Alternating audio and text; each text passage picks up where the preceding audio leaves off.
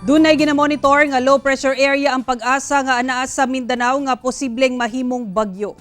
Anaa pa sa gawa sa Philippine Area of Responsibility ang LPA nga anaa sa 1,010 kilometers east of Mindanao alas 10 sa buntag kaganina. Wala pa kini direktang epekto sa panahon apan ang trough o extension ini ang magdala og pag-ulan sa dakong bahin sa Mindanao sama sa Caraga, Davao ug Soc-Sargen regions. Sumala sa pag-asa, posibleng mahimong bagyo ang LPA sulod sa 48 ka oras ug kung madayon kini ug makasulod sa Philippine Area of Responsibility, tawagon kining bagyong Rosal. Samtang localized thunderstorms ang magpaulan sa ubang bahin sa Mindanao. Gipay mangnuan sa pag-asa mga nagpuyo sa low-lying areas nga magmabinantayon sa pagbaha. Samtang mag-igmat sab ang mga nagpuyo sa bukirong bahin sa landslides.